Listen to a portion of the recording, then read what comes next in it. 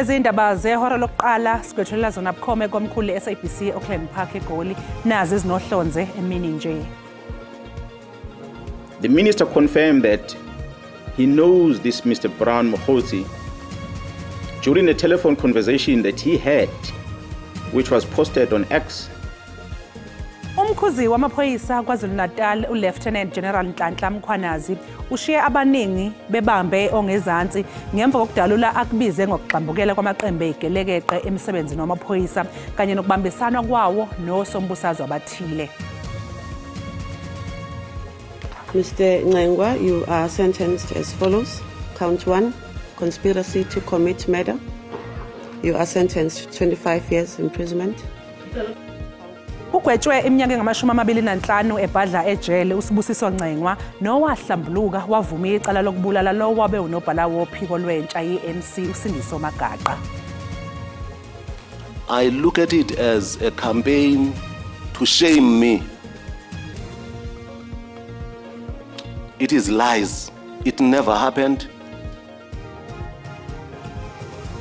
Umengameli wamajaji e-Eastern Cape ijaji uSelby Mbenenge wethula ubufakazi obebhekwe ngabomvu esigcawini esiphenya isimangalo esafakwa uAndiso Mengo seyinsolo ehambisana ngokuhlukumeza ngokocansi.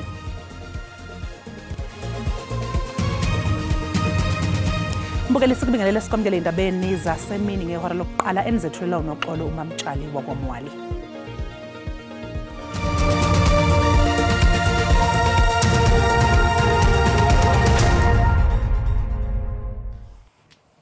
Umengameli wamajaji e-Eastern Cape ijaji uSelby Mbenenge namhlanje uthola ithuba lokubeka uhlangothi lwakhe eyinsolweni abhekene nazo zokuhlukumeza ezihlobene nezocansi ezifakwe phambi kwesigcawu iJudicial Conduct Tribunal.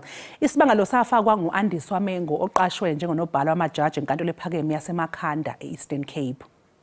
Mbukeli ke njengamanje ke sixhumana noSipho Mkhize olapha yana ke siza ukuthi kwenzakalani. Sipho sikubingelele khabazela sikwamukele indaba zasemini. Sicela nje ukuthi usilandise ngosekuvele kulesi sigcawu namhlanje.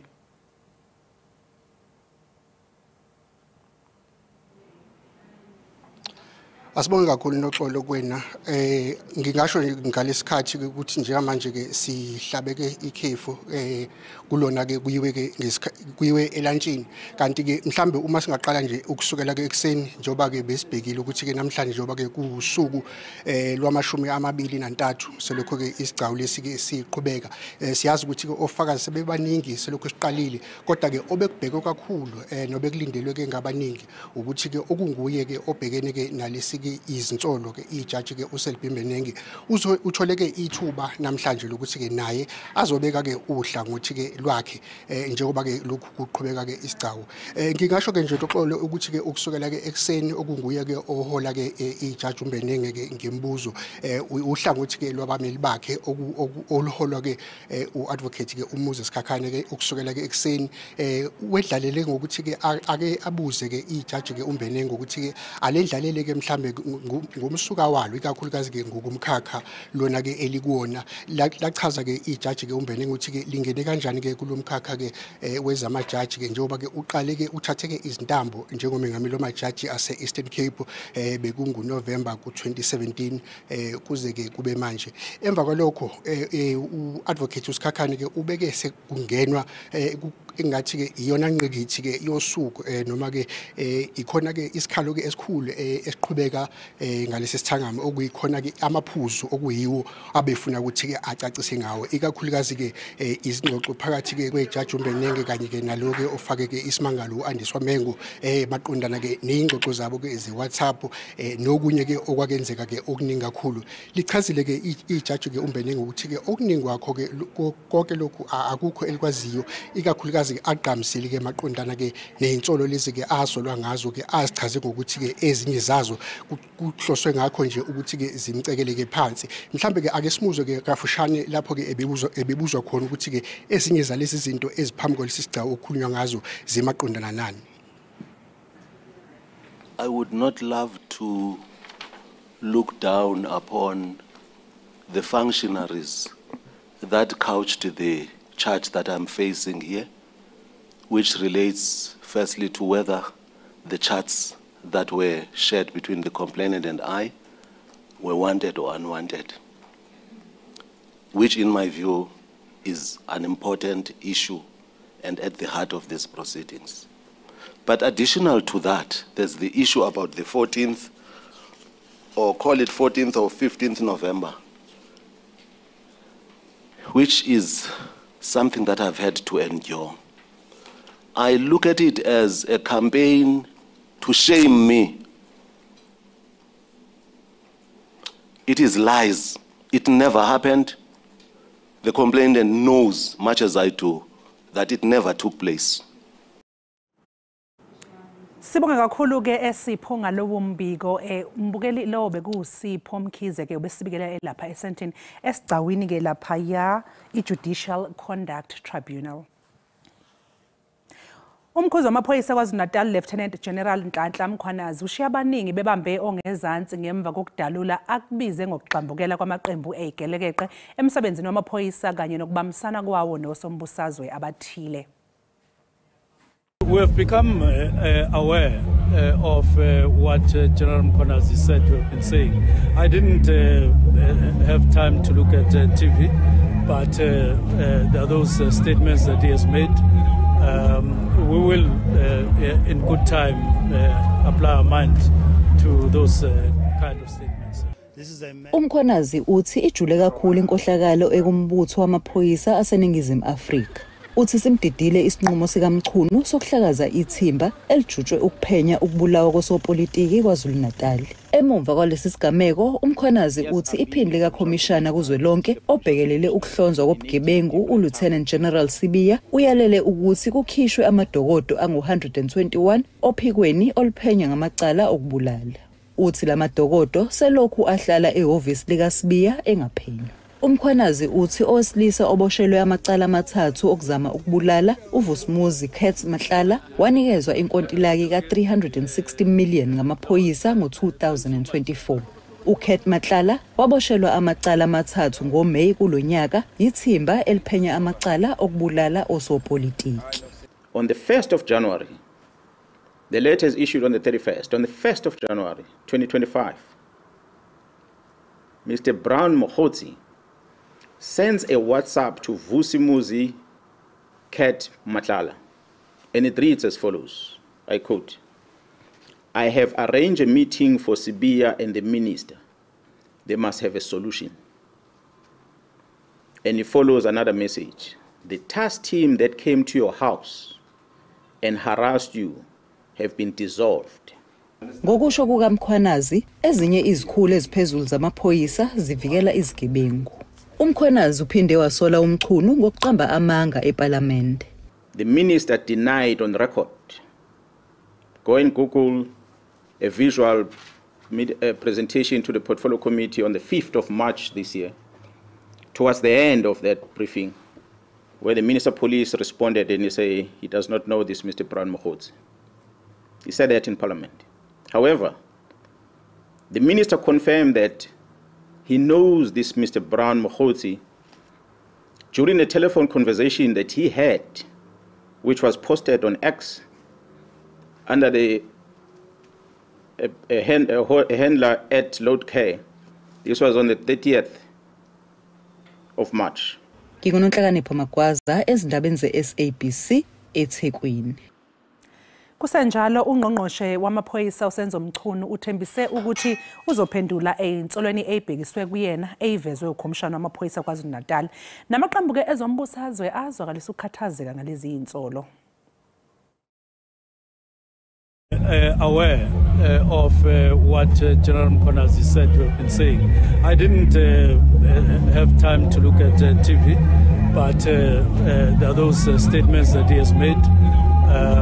We will, in good time, apply our mind to those kind of statements. This is a matter of grave concern. It's a matter of national security that is going to receive the highest priority attention. The South African Police Service management was rocked by very senior arrests over the last few weeks, and at the moment it feels like a lot of the leftover credibility, the small amount that there was, is being torn to pieces. As a portfolio committee, we were misled by the minister.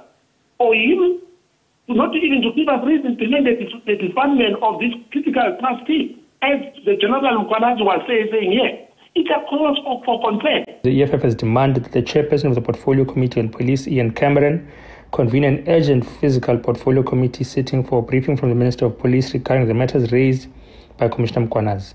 We hope that the committee chairperson, who often acts as a sub-spokesperson during meetings and attempts to block transparency and accountability, does not force us to get an intervention from the chair of chairs to convene this long overdue meeting. Usibusiso Ncengwa owavuma ukuthi wabulala lowo owayengunobhala jikelele wophiko lwentsha kwi-ANC uSandiso Magaqa ugwetshwe iminyaka engama-55 ekwakheni itulo lokubulala. Waphinde wagwetshwa engama-25 kwelokubulala, wathola-ke nezinye igwebo kwamanye amacala njengoba phela ubebhekene nayi-10 nomuvo. Inkantolo ephakeme yaseMgungundlovu esifundazweni KwaZulu-Natal imgwebile namhlanje uSibusiso Ncengwa. Ncengwa wavuma icala lokubulala lowo wayengunobhala jikelele wophiko lwentsha ANC uSandiso Magaqa. Mr. Ncengwa, you are sentenced as follows. Count 1, conspiracy to commit murder. You are sentenced to 25 years imprisonment. Count 2, murder. You are sentenced to 25 years imprisonment. Count 3, attempted murder. You are sentenced to 5 years imprisonment. Count 4, attempted murder. You are sentenced to 5 years imprisonment. Count 5, attempted murder. You are sentenced to 5 years imprisonment. Count 6, malicious injury to property. You are sentenced to 3 years imprisonment. Count 7, malicious injury to property. You are sentenced to 3 years imprisonment. Count 8, malicious injury to property. You are sentenced to 3 years imprisonment. Count 9, unlawful possession of a fully automatic firearm. You are sentenced to 5 years imprisonment. Count 10, unlawful possession of a firearm. You are sentenced to 5 years imprisonment. Count 11, unlawful possession of ammunition. You are sentenced to 1 year imprisonment. Igwebo zecala lokuqala nelesithathu kuya kweleshumi nomuvo uzoyidonsa kanye kanye nesigwebo secala lesibili nokuyicala lokubulala. Mbukeli sasiqu eyitolo kanti bangabe sibuya sokuphathela uWT. We will announce therefore the disaster relief to June 2025 catastrophic disaster on the 5th of August. Ungqongqoshe wezokubusa ngokubambisana neindaba zomdabu uvele Nkosini Hlabisa umemezele ukukhishwa kwesibonelelo sobhekana nenhlekelele yokuhlasela kwezikhukhula ezifundazweni ezahlukene.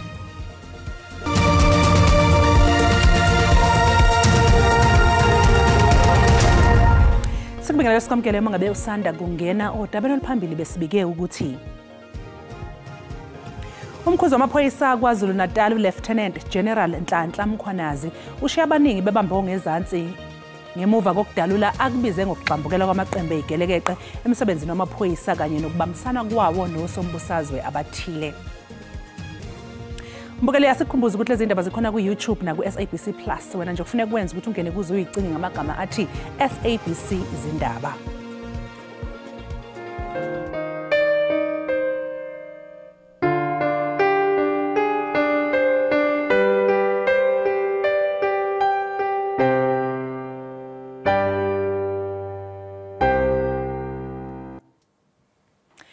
Abaholi baleli qembu bayaqhubeka nokuyobhonga emswaneni emzini kalowo obeyiphini likamengameli wezwe uDavid Mabuza nodlule emhlabeni eneminyaka engama-68. Umlayezo kaDavid Mabuza ogqugquzela ubumbano salokume njalo nasezingxoxweni zabaholi be-ANC ebebezomhlonipha kokugcina ekhaya lakhe. Iphini lokuqala likanobhala jikelele weqembu noMvula Makonyane usenxuse labo abadingida udaba lwezikhundla enhlanganweni ukuthi bayeke.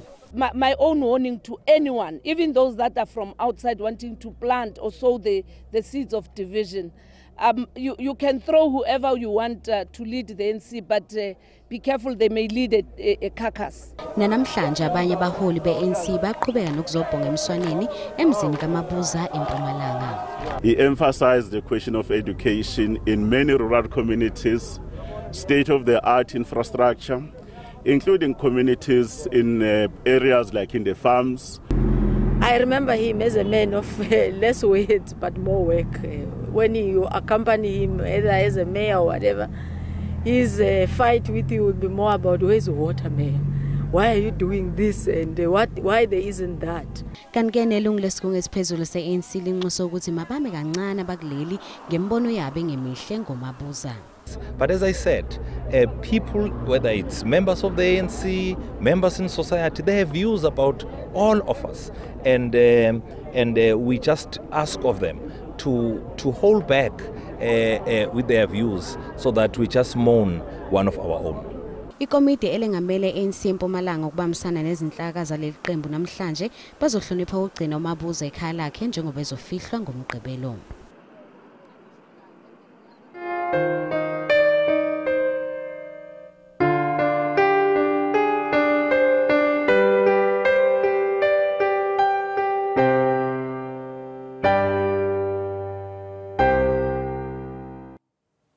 Ungqongqoshe wezokubusa ngokubambisana neindaba zomdabu uvele inkosini Hlabisa namhlanje umemezele ngokusemthethweni ukukhishwa kwesibonelelo esizobhekana nenhlekelele yokuhlasela kwezikhukhula ezifundazweni ezahlukene.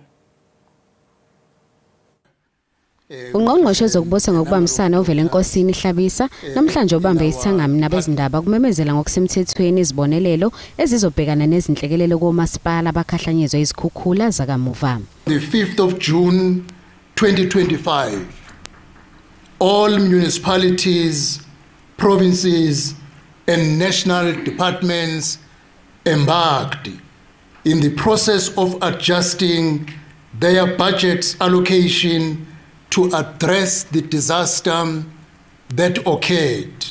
Lokungenelela kulandela izigameko zokucekeleka phansi kwezakhiwo ngenxa yezikhukhula kanti muva nje kudlula abantu abangaphezulu kwekhulu e-Eastern Cape.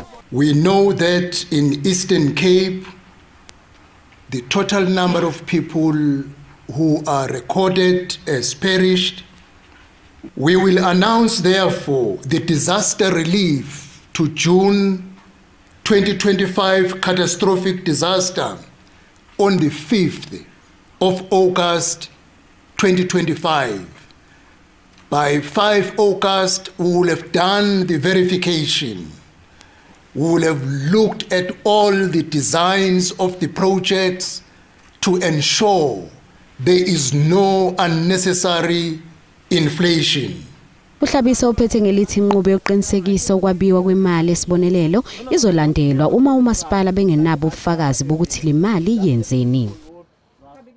Isikhungo esibhekele inhlekelele somkhandlu dolobha iKapa sithi khahlamezeke imjondolo elinganiselwa emakhulwini amane ngenxa yesimo sezulu esibi esihlasele eKapa kulezi izinsuku ezimbalwa ezidlule. Ummandla weNtshona Kapa uthwaxuka nobumu uzizanjonjo nezantshalantshala kwezinsuku zimbalwa ezidlulileyo, nto leyo ikhokhelele kumonakalo kwindawo ezikumgangatho osezantsi. Le ndawo yoGobityholo iFigiskral eseAtlone kummandla weFlaka yenye indawo ezonakalelweyo. Abahlali balapha bathi sele kuyiminyaka bengananzwanga ngabasemagunyeni. Kwaye rhoqo isina imvula, izindlu zabo zibamanzi. Kungoku nje babongoza uncedo ukuba bakhutshwe kwezi zindlu zigcwele amanzi. Iminyaka more than 25 years sidada apha kulamanzi. Sinayi councillor kusuba sinayi council. Sayivotela lo councillor leyo. We flooding. The water is like so deep. No? We have nothing to wear. We can't even switch on stoves to cook. Isebe lesixeko saseKapa lijongene nolawulo lwemimandla yoGobityholo liphume iphulo lisokunceda apho uncedo ludingeka khona. Ukanti imibutho eyahlukileyo engekho phantsi kwesandla sikarhulumente iyancedisa ngokunikeza ngezinto ezifana nokutya okushushu neengubo ezifudumeleyo. At the moment we are busy distributing the food, hot meals to the people, and also we're giving them blankets, warm blankets. I-Gift of the Givers ithi amaqela ayo athesa yonke indawo enceda uluntu oluxhwalekileyo. Imimandla esele ityelelwe ngulombutho wemfesane iquka iLorraine Park eseFilipi, iGugulethu kunye neKraaifontein phakathi kwezinye. Umlamli Maneli wendaba ze-SABC eKapa. U-Advocate Thembeka Ngcukaithobi uthi sebenze ingcomo mayelana nezikhalo zodokotela ababekhala ngokuthi bacwaswa inhlelo zama-medical aid ngokwebala. Ukhulume esithangameni lapho bebethula khona umbiko wabo ngalezi zikhalo ezaqala ukubikwa ngo-2019 kwiKhomishana yamalungelo abantu. We've made certain recommendations that the schemes can consider, and maybe the minister can consider in relation to any possible amendments to the Act, because part and parcel of the problem is that the Act doesn't actually contain procedures for the administration of fraud, waste and abuse, nor do the regulations.